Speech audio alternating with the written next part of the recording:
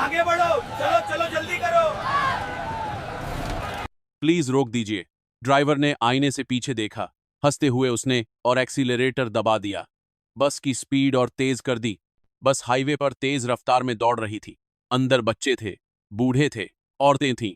कोई नहीं जानता था कि अगले कुछ मिनट जिंदगी और मौत का फैसला करने वाले हैं। फिर आगे जो हुआ, इंसानियत हिल गई। जानने के लिए लास्ट तक देखते रहिए। रवि की उम्र मुश्किल से 13 साल थी। पतला दुबला, सांवला सा चेहरा, आंखों में हमेशा हल्की सी झपकती जिज्ञासा, बालों में तेल नहीं, हवा में उड़े हुए, शर्ट के कॉलर पर पसीने के निशान, पैंट घिसी हुई, चप्पलें सस्ती, जिनकी पट्टी कई बार सुई से टांकी गई थी। रोज की तरह वह रोड किनारे पानी की बोतलें और मूंगफली बेचता था। हाईवे के किनारे एक पुराना ठेला, जिस पर गिलास, कुछ प्लास्टिक की बोतलें, नमक, मिर्च और मूंगफली का बड़ा सा डिब्बा। ट्रक ड्राइवर, बस वाले, कारें जो भी रुकता, रवि दौड़कर बोतल पकड़ाता। सर, ठंडा पानी। मैडम, मूंगफली ले लो। लेकिन आज आज पहली बार वह इस बस में बैठा था। उसके लिए बस सिर्फ बाहर से दिखने वाली बड़ी सी चीज नहीं थी। आज वह अंदर से देख रहा था। सीटें, हैंडल, खिड़कियां, टिकट चेक करने वाला कंडक्टर, सामने की सीटों पर बैठे रिजर्व्ड लोग। उसके हाथ में एक पुराना सा बैग था। बैग में 2 जोड़ी कपड़े, एक छोटी डायरी और एक फोटो उसके पिता की। बस जैसे ही चली, रवि ने गहरी सांस ली। उसे अच्छा लगा। हवा का झोंका चेहरा छूकर गुजर रहा था। हाईवे की दोनों तरफ खेत, दूर दूर तक हरियाली, कहीं कहीं छोटे छोटे गांव। लेकिन फिर उसकी नाक हल्की सी सिकुड़ गई। एक अजीब सी बदबू, तेल की नहीं, डीजल की नहीं, जला हुआ पेट्रोल। यह बदबू उसने कितनी बार सूंघी थी। हर बार जब किसी गाड़ी के नीचे उसके पिता लेटे होते थे।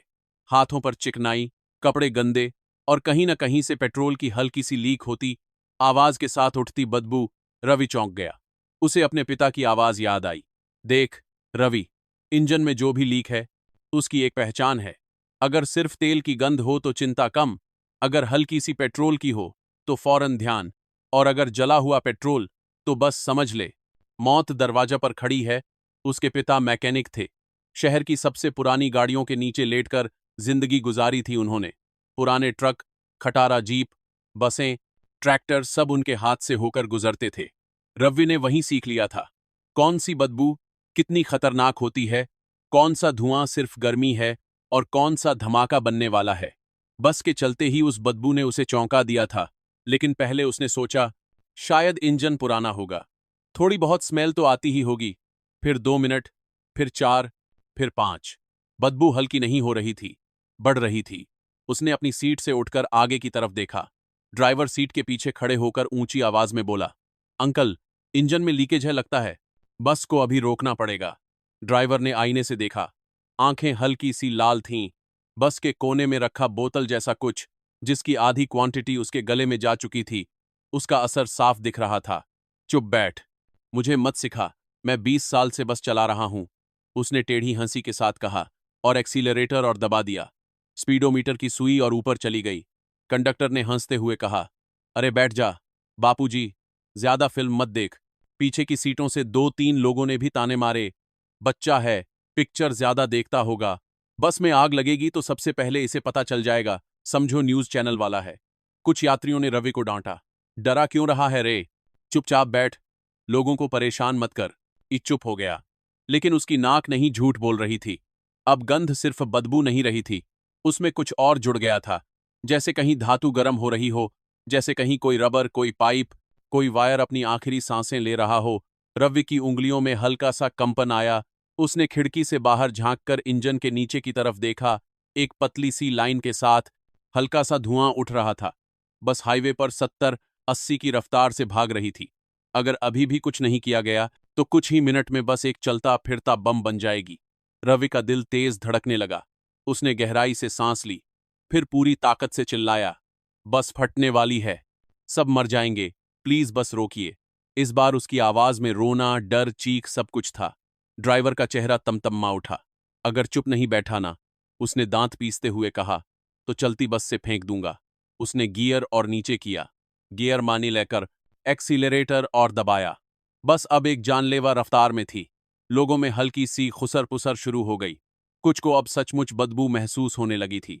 एक औरत ने अपनी गोद में बैठे बच्चे को और कसकर पकड़ लिया। एक बूढ़े ने खांसते हुए कहा, यह स्मेल कुछ ठीक नहीं लग रही। लेकिन कोई आगे नहीं बढ़ा, क्योंकि वे डर रहे थे, ड्राइवर से बहस में उलझने से, रास्ते में फंस जाने से, या शायद सच से। अब रवि समझ गया, अगर उसने कुछ नहीं किया तो कोई नहीं बचेगा। सामने इंजन, नीचे फ्यूल लाइन, ऊपर डीजल टैंक, एक स्पार्क और बस ब्लास्ट। उसने अपनी सीट का हैंडल पकड़ा। धक्का लगने के बावजूद आगे की तरफ बढ़ा। लोग उसे पीछे से रोकने की कोशिश नहीं कर रहे थे, वे खुद भी आधे अधूरे डर में थे। वह धक्का खाते हुए लोगों के बीच से निकलता हुआ सीधे सामने पहुंच गया। अब वह ड्राइवर सीट के बिल्कुल पास था। ड्राइवर ने आंखें तिरछी करके देखा, क्या कर रहा है, हट, आगे मत आ। लेकिन रवि की नजर अब ड्राइवर के चेहरे पर न, ई डैशबोर्ड के नीचे थी। उसे पिता की दुकान याद आई। पुरानी बसों के अंदर वे अक्सर उसे दिखाते थे, ये देख, ये होता है इमरजेंसी ब्रेक। अगर ड्राइवर बेहोश हो जाए या कुछ गलत हो जाए तो ये वाला हैंडल खींच देना। वही लाल हैंडल, डैशबोर्ड के नीचे, थोड़ा छुपा हुआ। लेकिन रवि की आंखें उसे ढूंढ चुकी थीं। एक सेकंड के अंदर उसके दिमाग ने फैसला कर लिया, अगर यह गलत हुआ तो ड्राइवर उसे पीटेगा, बहुत लोग गालियां देंगे। लेकिन अगर उसने अभी कुछ नहीं किया तो शायद उनमें से कोई भी जिंदा नहीं बचेगा। कभी कभी बड़े फैसले लेने के लिए उम्र नहीं, हिम्मत चाहिए। वह झटके से नीचे झुका, हाथ बढ़ाया, लाल हैंडल कसकर पकड़ा और पूरी ताकत से इमरजेंसी ब्रेक खींच दिया। बस चीखी। टायरों की आवाज ऐसी आई जैसे सड़क पर किसी ने नाखून घिस दिए हों। अंदर बैठे लोग आगे की तरफ झटके से उछले। किसी का सिर आगे वाली सीट से टकराया, किसी का मोबाइल हाथ से गिर गया, एक बूढ़े का चश्मा दूर जा गिरा। कंडक्टर एकदम से गाली देने लगा, ए, क्या कर दिया रे तूने। लेकिन बस रुक गई। हाईवे के किनारे, धूल के बादलों के बीच, बस की बॉडी हल्का सा कांपी, फिर स्थिर हो गई। ड्राइवर अब सचमुच गुस्से में था। वो सीट से उठकर रवि की तरफ झपटा, साले, पागल हो गया है, जान ले ली सबकी। उसने हाथ उठाया रवि को थप्पड़ मारने के लिए। रवि पीछे नहीं हटा।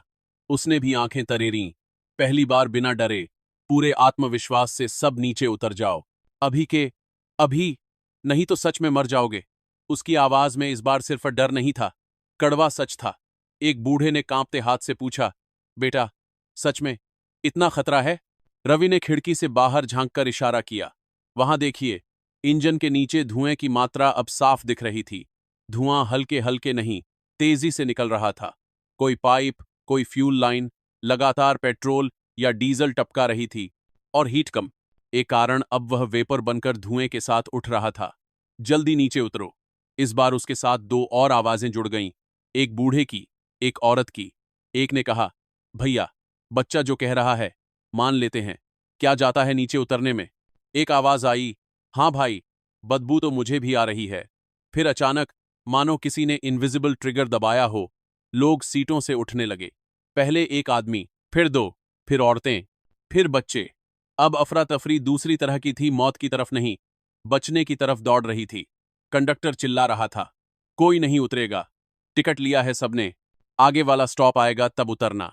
लेकिन लोग अब उसकी नहीं सुन रहे थे, वे रवि की सुन रहे थे। रवि ने एक बूढ़ी औरत को सहारा दिया, आइए दादी, धीरे धीरे, रेलिंग पकड़ लीजिए। उसने एक छोटे बच्चे को गोद में उठा लिया जिसका बैग भारी था। एक औरत की मदद की जो अपने बच्चे के साथ फंसी हुई थी। ड्राइवर गालियां देता हुआ भीड़ को रोकने की कोशिश कर रहा था, लेकिन जब उसे भी दो तीन यात्रियों ने घूर कर देखा तो वो चुप हो गया। शायद उसके भीतर भी अब डर घुस चुका था। लगभग एक डेढ़ मिनट में बस लगभग खाली हो गई।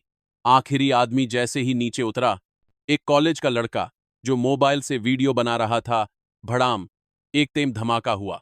बस का पिछला हिस्सा अचानक तेजी से ऊपर की तरफ उठा, फिर नीचे गिरा। फ्यूल टैंक ने जैसे अपनी आखिरी चीख मारी हो। आग की लपटें ऐसी उठीं जैसे किसी ने आसमान तक आग की उंगली खींच दी हो। टायर फटने लगे, शीशे टूटकर चारों तरफ बिखरे। बस की छत ऊपर की तरफ फड़की। भीतर जो भी था, सीट, कुशन, बैग, पानी की बोतलें, सब आग में जैसे खिलौने बनकर नाच उठे। कुछ सेकंड तक कोई कुछ नहीं बोला। सबके चेहरे वहीं जम गए। ये वही बस थी जिसमें वे 2 मिनट पहले बैठे थे। वही सीटें, वही जगहें, वही खिड़की, वही आयल, सब अब लाल पीली आग में बदल गए थे। फिर धीरे धीरे, चीखें नहीं, सिसकियां आईं, लोग जमीन पर बैठ गए। कई आग की वजह से नहीं, शॉक की वजह से कांप रहे थे। एक आदमी कांपते हाथों से अपने सिर पर हाथ रखकर बोला, अगर ये बच्चा न होता। वह आगे बोल ही नहीं पाया। उसकी थरथराती ठोड़ी सब कह चुकी थी। ड्राइवर जमीन पर बैठा था। उसका सारा नशा उतर चुका था। आंखें वाइड ओपन, चेहरे से रंग गायब, होंठ सूखे हुए, हाथ अपने ही सिर पर चल रहे थे। उसके पास खड़े कंडक्टर ने धीमे से कहा, भैया, अगर तू इसे नहीं सुनता तो आज हम सब जलकर। वाक्य वहीं अटक गया। सड़क पर धीरे धीरे गाड़ियों की कतार लगती जा रही थी। लोग उतरकर देख रहे थे। किसी ने 108 पर कॉल किया, किसी ने पुलिस को। कुछ ही देर में पुलिस आई, फायर ब्रिगेड आई। नली से पानी की धार सीधी बस पर पड़ी। आग धीरे धीरे कम होने लगी, लेकिन जलने की बदबू आसमान में फैल चुकी थी, जैसे मौत अभी भी हवा में तैर रही हो। इंस्पेक्टर ने ड्राइवर से कड़वी आवाज में पूछा, शराब पीकर गाड़ी चला रहे थे? ब्लड टेस्ट हुआ। रिपोर्ट में साफ था, अल्कोहल लिमिट से कहीं ज्यादा। फिर जांच हुई। फ्यूल लाइन का पूरा सिस्टम चेक किया गया। पता चला फ्यूल लाइन कई दिन से फटी हुई थी, क्लैंप ढीले थे और नीचे से पेट्रोल टपक रहा था। इंजन की हीट, स्पार्क, लीक्ड फ्यूल। बस एक छोटी सी दूरी पर था वो ब्लास्ट, जिसे रवि ने समय रहते पहचान लिया। एक अधिकारी ने भीड़ में खड़े रवि को बुलाया। बेटा, तुम्हें कैसे पता चला? रवि ने सिर झुकाकर कहा, मेरे पापा मैकेनिक थे साहब। उसकी आंखों में हल्की सी चमक और दर्द एक साथ आया। उन्होंने सिखाया था, अगर पेट्रोल जलने की बदबू आए तो आर्ग्यूमेंट मत करो, जान बचाओ। इंस्पेक्टर ने एक पल उसे देखा, फिर उसके कंधे पर हाथ रखते हुए कहा, आज तूने सिर्फ अपनी नहीं, 50 से ज्यादा जिंदगियां बचाई हैं। उस दिन रवि को इनाम मिला। स्थानीय प्रशासन ने उसे वीरता पुरस्कार के लिए रेकमेंड किया। शहर के 2 बड़े अखबारों ने अगले दिन फ्रंट पेज पर उसकी फोटो छापी। गरीब बच्चे ने बचाई 52 जाने, 13 साल का मैकेनिक का बेटा बना हीरो, उसके लिए पढ़ाई का इंतजाम हुआ। एक एनजीओ ने कहा, रवि, अब तू स्कूल जाएगा। मूंगफली बेचना तेरे बस की नहीं रही, तू बहुत बड़ा काम कर चुका है। ड्राइवर जेल गया। जिनकी जिंदगी उसके नशे की वजह से दांव पर लगी थी, वही अब उसके खिलाफ गवाही देने वाले थे। कंडक्टर ने भी सिर झुकाकर कहा, गलती हो गई, उसको पहले ही सुन लेना चाहिए था। किसी ने रवि से पूछा, डरा नहीं था जब इमरजेंसी ब्रेक खींचा? रवि हल्की सी मुस्कान के साथ बोला, डर तो लगा था, लेकिन पापा कहते थे, डर लगे तो सोचना नहीं, सही लगे तो करना। हीरो हमेशा यूनिफॉर्म में नहीं होते। कभी कभी वे नंगे पांव, गंदी शर्ट, चप्पल की टूटी पट्टी और हाथ में मूंगफली का थैला लेकर सड़क किनारे खड़े होते हैं। अगर रवि उस दिन डर जाता, सोचता मैं तो बच्चा हूं, मेरी कौन सुनेगा, तो आज शायद दर्जनों घरों में चूल्हा नहीं जलता। कई माएं विधवा हो चुकी होती, कई बच्चों के पिता नहीं होते, कई बूढ़े लौटकर अपने घर न जाते। अगर कहानी ने आपको झकझोर दिया हो तो लाइक करें, सब्सक्राइब करें और कमेंट में लिखें, हिम्मत उम्र नहीं देखती, क्योंकि कभी कभी एक गरीब लड़का पूरी बस की किस्मत बदल देता है। नंबर दाक में शानी।